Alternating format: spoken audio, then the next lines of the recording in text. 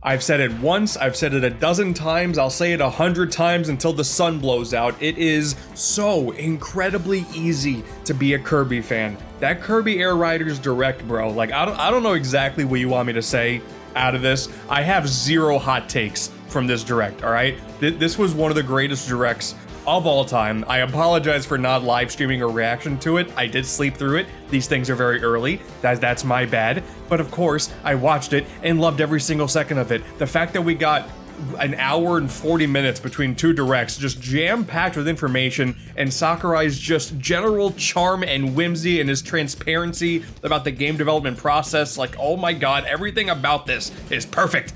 I have no format for this. I just want to talk about every single thing that happened in this Direct, and I'm going to just do it in like a bit of a linear fashion because I'm gonna be watching the Direct all over again while I'm recording this. There is just so much. There is so much to dive into, and I want to cover everything. I don't want to miss a single bit because, oh my god, Sakurai, I mean, at the very end of this Direct, he said like no DLC. There's gonna be no real sequel to this, you know, he wants to put his everything into this game, and God, I believe it, because for a gameplay loop that is as simple and bare bones as Kirby Air Ride can be, oh my god, I am floored by not just how much fan service there is, but just how much care there is for every single element, from the UI to the music and everything, to make this just a fun game, man. At the end of the day, it's just a fun game with a ton of stuff to do. This is going to be a Game of the Year contender. Like, I don't doubt it, and it's no hyperbole.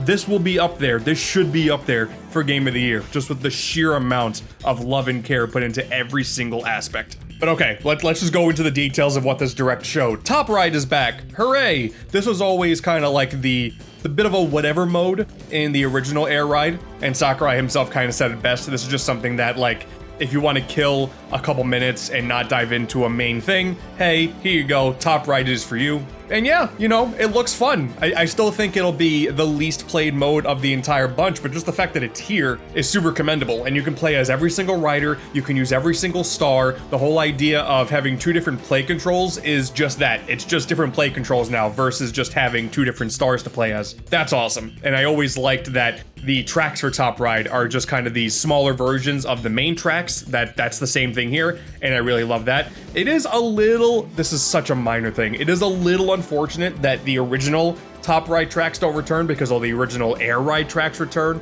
but those Top Ride tracks were so small, and the game is like just a little bit faster, that I really don't think it matters. It's not like the stages were these massive bursts of creativity anyway. They're just a fun distraction. Plus now you have the camera controls so you can zoom in or zoom all the way out. Once again, Sakurai makes a good point about how much bigger TVs are now so you can zoom out, and it's not going to ruin the gameplay experience. It may be a bit of a nightmare if you're playing this in handheld mode or you know, tabletop mode, whatever. But like, man, even seeing Sakurai play it and did a whole race, it took 42 seconds. It's kind of a throwaway mode, but I'm just, the amount of love and care put into it is so cool. It's so cool, and I'm glad it's back. For the sake of making this the ultimate Kirby Air Ride experience, it had to be here, and I'm glad it's here. Man, and skimming through the Direct while I'm doing this, I didn't even notice some of these things at first, but there's the one bit where it zooms out and shows you two Switch 2s, and there's the rock enemy from Amazing Mirror. Like, one of the things that's already been established with the first Direct, and certainly more so with this one, the whole idea of Sakurai having this weird anti-modern Kirby bias has completely been squashed, like 100%. Reference everything under the sun with this franchise. It's so rewarding to be a lifelong Kirby fan for everything that is beyond Sakurai's properties. Like, such a minor thing to be a character, just a random enemy showing up as just a background object, but oh, it's so cool to see that referenced as well. God, and there's 8 players. Once again, Sakurai was like, I don't even recommend doing this, but you can do it because it's too chaotic. Perfect. Why not? The more options, the better, you know? Oh man, a visual effect you can add on it too to make it more toy-like. Bro, why not? I wonder if that's going to be under the same kind of umbrella as the visual effect menu in the accessibility stuff that we'll talk about later. Or it could just be for this to make it look more toy-like. Like my initial conspiracy theory was the toy Kirby that was like the official icon for the Twitter and X account was just going to be for this, that it was going to be like some kind of RC Kirby toy mode, and that, you know, that turned out to not be true. But hey, keeping the toy aesthetic alive for that, why not? I know a lot of people were worried about there not really being a local multiplayer mode and it was just going to be online only. I figured that was never going to be the case, but we get split screen here, vertical and horizontal. That's cool. You can use a GameCube controller because, of course, it's Sakurai. Of course, he's just gonna give you as many options as feasibly possible. I wouldn't be surprised, like, you can still use the N64 controller for this. Why not? The game barely uses any buttons. You could probably use the NES controller for all I care. Then there's the matter of Road Trip, the brand new mode, and there is obviously so much to get out of this in terms of gameplay and story on top of all this. And it's so fascinating. So for one, it's like a roguelike mode. So it's giving me a lot of vibes of Kirby Fighters 2, which had a roguelike mode. And listen, okay, this is something now I have receipts for. You can go back and watch my video on the main channel about it. But I think like a roguelike kind of mode really works well. And, you know, for a game like this where you're just consistently building up your vehicle in a city trial-like format, but you're doing it in this kind of linear Smash Brothers Classic mode-esque kind of mode, it looks super fun. And also kind of gives off, was it Master Orders and Crazy Orders vibes from Smash 4 as well. But being able to have just one umbrella mode that'll combine Air Ride, Top Ride, and City Trial into one thing, I think is great because, once again, Top Ride will be likely the least played of the bunch, but hey, this gives you a reason to still know how to play that mode, just to be better at this. I mean, for all I know, you can also probably avoid Top Ride entirely. I don't know. I just imagine the options you'll have available throughout an entire run of Road Trip is going to be really fun and exciting, and you're building up characters and vehicle parts, and also the fan service here too.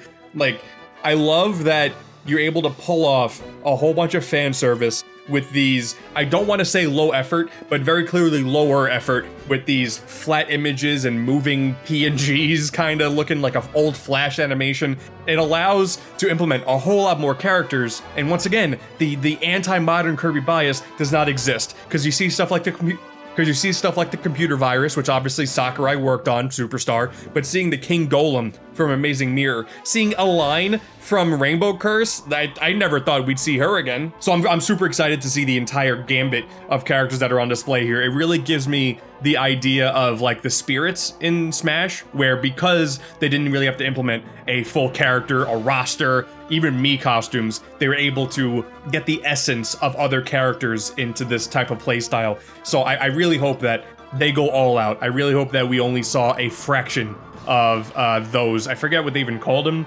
in this, if they even had a name, but only a fraction of these road trip characters in this mode, because the fan service, I'm gonna say fan service a lot, but just the love and care is crazy. Dude, Magman from 64, that's so random and cool, I love it. I'll talk about the story now too, because this is all related. Like, it's so, at the end when he just showed an opening cutscene, it's so weird. For one, I will say, I think if that is the exact opening cutscene, just copy and paste from the main game, it's edited a little weird, because it all kind of comes off as segments of grander cutscenes put into one, so I'm very curious to see what all, like, these actual cutscenes are going to be about. There is a movies section of one of the menus, so I imagine there's going to be some more stuff in there, but what the air ride vehicles are like these sentient beings that fell from the sky, and it's the willpower of the Kirby characters that bring them to life and make them motorized. So the opening, like the initial reveal trailer, is canon, and also there's Zora, this evil being now, which of course he's naming it Zora. His company was Sora, so okay, why not? That's where this dark matter King Dedede thing comes from. I don't know. So like, obviously Kirby has a whole lot of lore. And there's lore that we can attach to the Kirby universe now with these sentient air ride vehicles. It reminds me of when they made Kirby Right Back At Ya tie-in cartoons for the original game back in the day. But how much it'll really matter in the grand scheme of things if we're gonna actually have a modern Kirby type thing where, if you look at the pause menu, there's actually a ton of lore to be grasped out of this. I don't know, because the end of the stupid direct had the Founder Dreams come back after so long, and then Nova is here, which they already teased earlier on in the direct, because the final track is the Heart of Nova from Kirby Superstar. And God, Sakurai, whenever he has creative control of his directs, they are the most fun watches. He just sprinkles out details in the most beautiful ways to get your mind racing for 30 minutes until he answers your questions. It's so cool. So yeah, gameplay-wise, I'm obviously very excited about a roguelike mode. I imagine, like a classic mode in Smash Brothers, there's going to be rankings and scores to keep for every single racer in the game. If it's anything like the time attack mode, which is for every single vehicle in every single course, I imagine there's going to be something in there. Who knows, there may be a mission for beating Road Trip with every character. I imagine it can't be that long of a mode. It has to be 30 minutes to an hour. Like, there's no way. But just the fact that there's additional options, I'm saying that a lot too, is just so fun. And, you know, knowing how Sakurai likes to tease things, I am very excited for the end of this game, because there's no shot that it's not gonna be a, like, visual masterpiece. Especially looking at how some of these cutscenes are choreographed, the end of this story mode is gonna be fantastic. Oh yeah, there's licenses now. That's kind of cool. Once again, very nice to see there being different licenses for the different modes. So you have a bit of an incentive to better yourself in all of them. I like that. But it's the customization that's really cool. I really love that there's customization for basically every element of this game. And you get this nice combination of cool visual effects for the cards, as well as seeing just a lot of old pixel art, which is such low-hanging fruit, but I like that. I do think the global power thing, I personally don't care. I think that's like a waste of number resources, personally. It is explained better in this than it was in Smash Brothers, so this is kind of like a leaderboard thing, because now you're just directly up against other players, versus there being this weird algorithm being made to come up with that number. Whatever. Like, that's why I at least like that there's also the visual indicator of just the different colors and shapes for your class. But anything in any game where you have your own personalized little title to show up online, I think that's a cool feature no matter what, you know, situation that is. But once again, just the fact that there's one for every single mode. Great. I'm going to try to be as high up as I possibly can in all three modes. Incentive to just go randomly, hey, you know, let me work on my top ride online rankings today instead of doing anything else. Like, it's just another reason to play the game even more, and that's obviously a good thing. God, yeah, even in the Direct, the top ride one has the lowest number out of the bunch. Top ride's cool. I'm glad it's here, but it's going to be the lowest one of the bunch. Oh man, then we get just a look at all the different courses, and of course, it's gorgeous. I did get to play a demo at PAX a while ago, and you know, obviously seeing it in motion when you're playing it, it's incredible. It's such a beautiful game to watch, and now seeing these glorious vistas with these panning camera angles for this Direct, like, it's such a pretty game.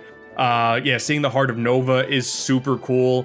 Like, once again, this, if anything, this is where Sakurai's classic Kirby bias definitely shows, because man, bringing back Nova and the Heart of Nova, the end of Superstar, so cool. Like, such a cool thing. Of course, then we got the original GameCube tracks coming back.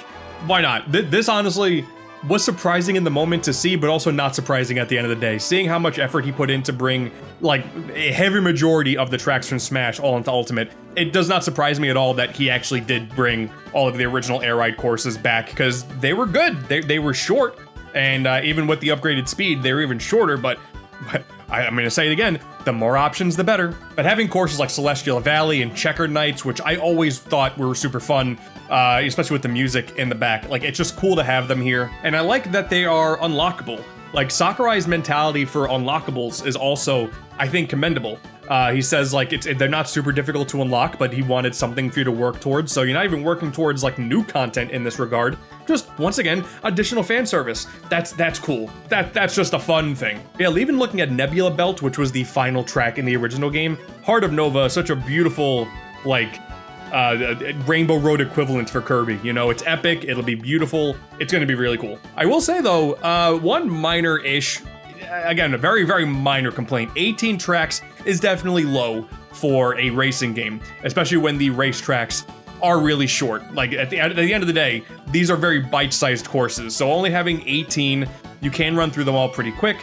You do have the benefit of, once again, there being so many things to do between Top Ride, City Trial, all the stadiums, all that, so that's not really, like, a major complaint, but I feel like this is a reminder that, at the end of the day, in the wide realm of kart racers that are out there, obviously from Mario to Sonic to all these, Kirby obviously has a lot of that influence of being a kart racer, but it really is just a party game that is primarily based on racing. So having a limited number of courses, I don't think is a detriment in this compared to Mario, Sonic, any other kart racer you want to throw out there, just because of the amount of things you can do outside of that. Plus, when you have the missions, the amount of different ways you can play the same courses over and over again to unlock more stuff. There's still a lot of replay value, so for the low amount of courses and honestly, the short amount of time you spend in them, the amount of stuff that you can do is still what's going to be most important. Oh yeah, like speaking of the next thing he talked about, the whole swap idea. So then, I guess similar to now Sonic Racing Cross Worlds, where every single lap you can make play differently by having a different vehicle.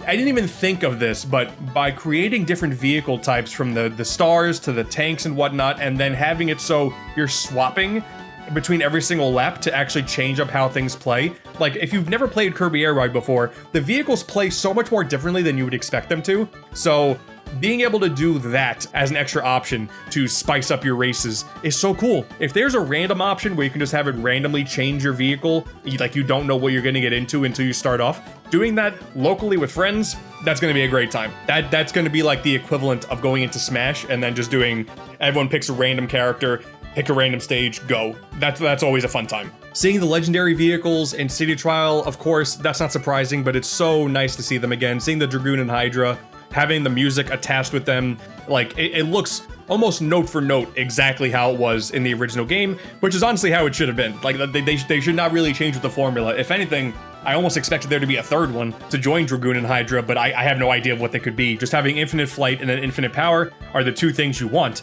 in this game, so that's really cool. Also now the whole idea where if you only have one or two of the pieces and you lose them, those pieces are attached now. That, you know, that's a minor change, but for the team version of doing City Trial, I'm sure there can be some strategy implemented in that. I don't know how competitive you could possibly make City Trial with how chaotic it can be, but the fact that there is a team mode, once again, just another option. There's so many things in this game, dude. I really like that he spent some time to look at some of the different sites of Skya from City Trial. Once again, this was something I did get to play a little bit of in the PAX demo. And yeah, it's gorgeous. It's so varied, these places. There's so many nooks and crannies between all of them. And I think there's even things like the mysterious galaxy dimension thing. I don't think that was in the demo. I certainly was never pointed in that direction, so that's exciting. I didn't get to see the floating garden. There's the mysterious island in the sky, so there's gonna be some more secrets in here. And I think that's gonna make it, obviously, a ton of fun. City Trial is already gonna be a blast, but between that and all of the different events that can take place, City Trial is gonna be perfect. That's gonna be the reason why you play this game above all else, just like you did the original, and that's A-okay. Taranza's in this game. Oh god, it's so cool. I love that Taranza, Lololo, and La, which I did not expect to see them back. Seeing Marks and seeing DeRoach and having them have these slightly different gimmicks. Like, I'm so curious now to see if Taranza properly plays differently with the whole web swinging thing, or if that's just a visual touch. Like, I don't know, but that's such a cool element. DeRoach very clearly plays differently, being able to steal abilities. Like, sure, that is a perfect way to implement his character instead of just, you know, being there. It's also worth pointing out, so he showed off the characters with the new gimmicks and then said these are the last few that we're gonna show for this game, like pre-release, and showed Rocky and whatnot. He said those are the last that they're gonna show. There may still be a couple more that are playable, because why not? There's still so many characters, you know, you can pull out. Adeline's not in the game yet, you know, but Rick's in there, and he's a fuzzy little guy. Also, his description says he's a very hamster-y animal friend. Is he canonically not a hamster? Is that lore? Hamster-y implies to me that he's hamster-ish. He's hamster adjacent. So what is this man? Shout out to seeing also the best implementation of 3D Marks so far. Not surprising, it's one of Sakurai's babies, but he just looks more chaotic than he did in Smash Ultimate, and certainly more than he did in Star Allies. I went back and looked at how he looked in Star Allies. He looks way too friendly in Star Allies. This little chaotic gremlin in Air Riders is perfect. God, the Transform Star. Yeah, why not? You know, there are so many different ways to play every single track in this game. Why not reward someone who really wants to fine-tune their ability by a vehicle that has two different control schemes that you can just swap between with just the flick of a stick? That's beautiful. Like, especially for the speedrun stuff, that when you keep track of your times, great. Like, I'm so excited to see what people can really do. Now there's gonna be a bit of a meta now, specifically for this one vehicle. That's so cool. Yeah, seeing some more new vehicles too, like seeing the hopping one, cool. The fact that there's like a bit of platforming you can do now, completely changing how you look at some of these tracks and turns. Love that. Love seeing the wheelie scooter back. Love that vehicle. Just a great lineup all around. But then the voices. I really want to commend Sakurai for putting in this much effort to accommodate so many different people around the world. Like, he didn't need to have a narrator for anything whatsoever. Obviously, the characters were never going to talk. You didn't need narration, like, outside of the main vocal song, sure. You didn't need narration for the game, but the fact that he did that and included how many languages? Looked like 15 different languages. And you got A's and B's, which sound like male and female. That's cool. You can even change it specifically for Road Trip versus everything else. So if you want Road Trip to sound like your favorite anime and have it be Japanese while all the other announcing is in English, sure. You can do whatever you want in this game. And then Time Attack. I will say this is my only like actual complaint, only because it's such a weird omission. When it does come to the Time Attack stuff, it is really cool that it keeps track of every individual vehicle for every individual course. I like that, but no online leaderboard is definitely a strange omission considering how much else the game has on offer. For there to not be a built-in leaderboard is strange. It's strange, especially since there's the ghost idea where you can race against your previous times. It's surprising you can't just download other people's data and compete against that.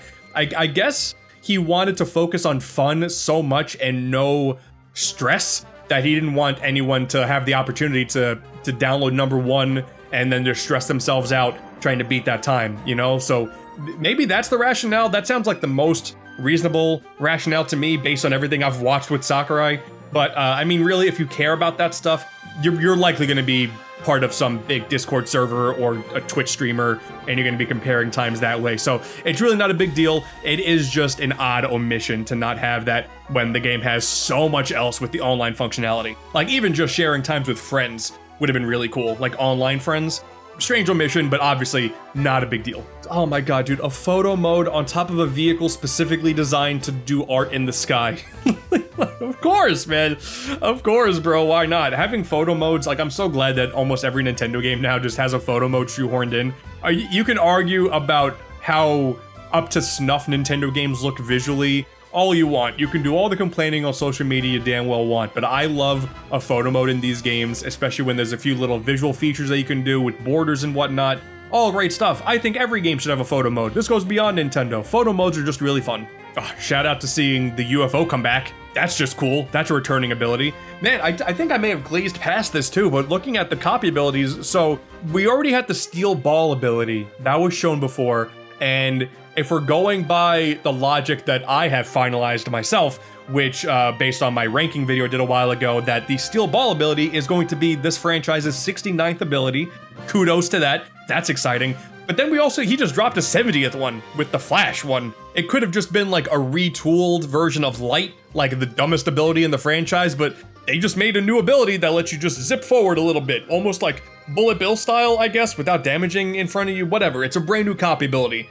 I think I've said this as well in my Dream Buffet video, and Fighters. I really like the idea of there being copy abilities that are formed from the spin-offs. So we had the Jelly one from Dream Buffet and the Wrestler one in Fighters 2, which means that now that they're established, who knows, the next main Kirby game could somehow implement them. But yeah, we have two new abilities now, at the very least. Who knows? There could always be more secret in there, but Steel Ball and Flash, two brand new copy abilities. As someone who has been chronicling the copy abilities for a while now because of that one video I made, really cool to see new additions to that. Being able to pick and choose all the stadiums you want in the rotation, of course. I mean, once again, that level of freedom and option, that doesn't surprise me. Seeing new ones like the button one, seeing returning ones, I'm pretty sure High Jump was in the original. Like, graphically it looks different here, but I'm pretty sure High Jump was in the original. It has been a while since I played the original, to be fair. So that's cool. Oval Circuit, why not? That does technically count as an additional racetrack. That's one other thing that they didn't really cover here, and it's not something that I got to experience in the PAX demo, but there is also the chance that an event in City Trial is an impromptu race with others. That's so sick, and that's another counter to the not many racetracks thing, because you still have so many different courses on offer. This is something that I really wish that Mario Kart World would implement in the free roam mode, is just impromptu races on that field. Kirby Air Ride's doing it.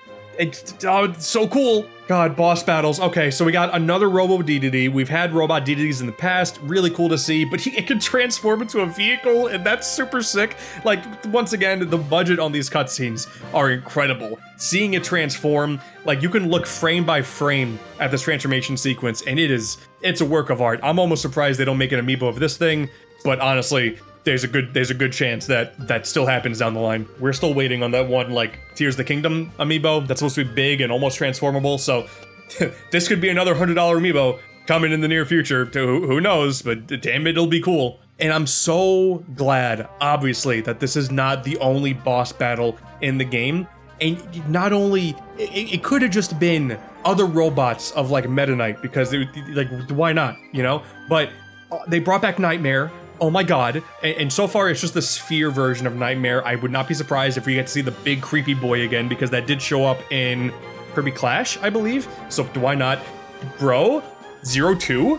02 in the year 2025? Oh my god. And he looks kind of cybernetic too. Like, what is this visual style? It's so sick. And that's the thing, man. You know there's gonna be more than that. And I can't imagine what. That they've already used Marks for a spot, so I don't think you can fight Marks again. So what are we gonna do? What are we gonna pull from the rest of this franchise? Like, Kirby Clash brought back King D Mind, which was like a blending of King Dedede versus the final boss from Amazing Mirror. So are we gonna pull from that? Are we gonna do minor boss battles from the rest of the franchise? You know, you can bring back Kabula. We got 02 in there. We can bring back Miracle Matter. Maybe Haltman somehow. We can bring Haltman in. That'd be crazy. Obviously, this is all just crazy speculation, but just seeing 02 again awakens something in me as a longtime Kirby fan that I was not expecting. Like, and we didn't even get to really see 02. Maybe he looks kind of cybernetic like that, because maybe it could be a transforming version of Dark Matter. We could maybe see just proper Zero from Dreamland 3. Maybe the sword one from Dreamland 2 could show up. It could just be this crazy amalgamation of Dark Matter that just transforms mid-fight. I don't know, man. My brain's going a million miles a minute at this point, and there's still 20 minutes left of this stupid direct.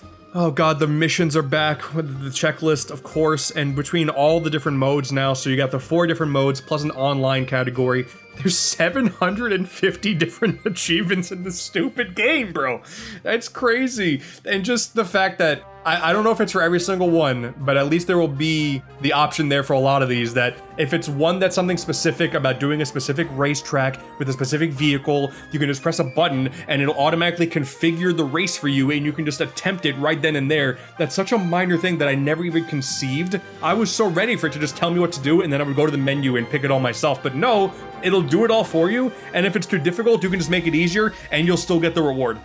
Oh, Sakurai, I love you. Plus, he said that none of the things in the online category are going to unlock anything major, because that's one of the worst parts about achievements and trophy lists on Xbox and PlayStation, Steam, whatever, are the online exclusive ones. So cool that they're just there for the sake of doing it. You know, I will be playing a lot of online, so I'm going to go for it, but I really like that there's going to be no content locked behind it. God, going through the other missions, and then you're unlocking cosmetics this way, and then you can decorate your vehicles too, and the whole My Machine mode, and then you can get the miles, which you can access in in-game shop to unlock a bunch of stuff for that. You can make the vehicle of your dreams, which then there's an online shop that you can go to, and the prices fluctuate based on how popular they are, which is piggybacking off of the user-generated content section of Smash Online. That, oh god, that's incredible. Then there's headwear you can get for all the characters, and I love that Sakurai is like, some of them just kind of look shoehorned in, but we still think that's fun. He's right. Like, the fact that in City Trial, all of the, like, the food images are still just, like, transparent PNGs. That's exactly what I wanted to be, bro. It's, oh my god. Oh god, okay. Other specials, Golden Waddle Dee, which only has appeared in like 1 or 2 other Kirby games, is back. Mock Dark Matter, which I was so... People were talking about this for a while, but this is the first time Mock Dark Matter just looks like Dark Matter with the big giant eye, but then Sakurai made sure to rotate the camera and show you that, no, it still looks like Gooey from the front. It's just now his butt looks like Dark Matter, bless. Rip Roarin' Rick. God, I love Rick so much, dude. It's gonna take every fiber of my being to not just automatically main Rick, because I was already so excited for him to be there. I love that there's an alternate color of him, looking like a normal hamster, just normal brown hamster, but then he could just turn into Sonic and just like, oh boy. Dude, once again, kudos for Sakurai's, like, in terms of how he paces his directs. Just being able to slip in the in-game detail that you can cancel out your copy ability just in the middle of the hat section. Like, this man is brilliant. The way he drops details of his game in these directs is incredible. Like, I want him to make another game just so I can watch more of these presentations, because they're so fun. The gummy system. Sure, bro, whatever. This has zero bearing on anything. This did not need to be in the game whatsoever. I really want to hear the background scoop of the board meeting that decided that gummy should be a thing. It's just for an interactive screensaver, bro. That's it. It's just an interactive screensaver. Why? This is no complaint, because it's the most pure definition of extra, but why? And once again, I think this was mostly here. I think Sakurai just wanted to have fun with how he paces his direct, because what do you mean you're locking one of the identities of the gummies with the question? What do you mean? What do you mean by this? Is that a dark matter vehicle? Is that like an eyeball in the center? Is that what are we doing here? I'm so confused. God, there's the garage, and this is on top of the online lobbies you can do. For some reason, you could do online lobbies and build garages that you could just customize to your heart's content. And for a second, I was like, okay, you can just customize like the graphics of it. Why not? But no, there's garages of different sizes. So you just have so much freedom in that, and the paddocks, I think they're called, like the online lobbies. God, and even going back to the online lobbies, I completely glazed over this, but you can have multiple games happening in the same online lobby, and you can just jump in to any of them because there's a menu that shows you which games are active. Like, oh God. My music is back, of course, another Smash Brothers thing. That's not surprising at all. Getting a glimpse of the alternate music tracks is really cool, because that's just a lot of music that's just straight up pulled from older Kirby games. And what's nice is not only do we have Planet Popstar from Kirby 64, a very common track in Kirby games, but also a track from Dream Buffet. And I love that, because that game had great music. No one got to play it. Like, it's a game that barely anyone but the hardcore Kirby fans got to play. But hearing, it says a hungry pink puffball, hearing that in this game is awesome, because that's a great track. Seeing the main menu is awesome.